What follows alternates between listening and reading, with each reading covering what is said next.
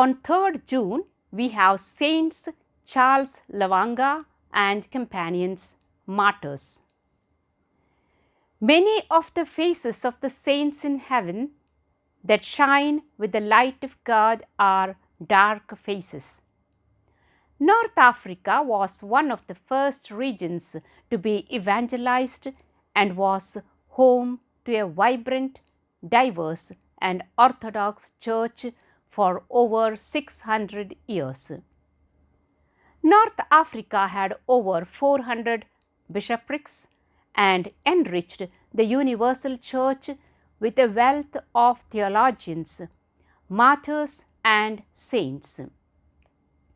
That Catholic culture, drowned under the crushing waves of Arab Muslims that inundated North Africa in the 7th century, altering its cultural and religious landscape. Small pockets of Christianity continued to exist in isolation for a few centuries more.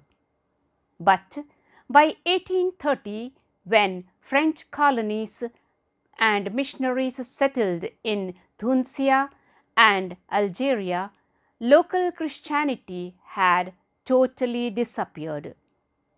The Christian light had gone out in North Africa centuries before. Yet, today's saints are 19th century African martyrs. While North Africa has remained in the tight grip of Islam, Sub-Saharan Africa has lived a contrary reality. It has embraced Christianity. Throughout the 19th century, daring missionary priests and religious from various European countries penetrated deep into the towns, savannas, jungles, and river deltas of the dark continent, carrying the light of Christ. For the most part, they were well received and initiated the long and complex process of evangelization, inculturation, and education that has turned today's Sub-Saharan Africa into a largely Christian region. Charles Lwanga and companions were all very young men in their teens and 20s when they were martyred. They ran afoul of their local ruler for one reason, and one reason only. They were Christians and adhered to Christian morality. The ruler did not otherwise question their loyalty, devotion, or service to him. He was suspicious of the European priest who had brought the faith, suspicious of outside interference in his kingdom, and also eager to impress his subjects with a display of ruthlessness and power. He was also wanted these young men to engage in unholy sexual acts with him. For refusing to satisfy his disordered and abusive lust, they became victims of homosexual violence. The ruler and his court questioned the young males who served as their pages and assistants to discover if they were catechumens, had been baptized, or knew how to pray. Those who answered yes were killed for it.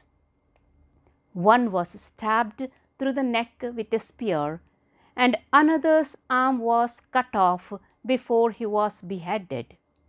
But most were marched miles to an execution site, cruelty treated for a week, then wrapped in reed mats and placed over a fire until their feet were burned. They were then given one last chance to renounce their faith. None did.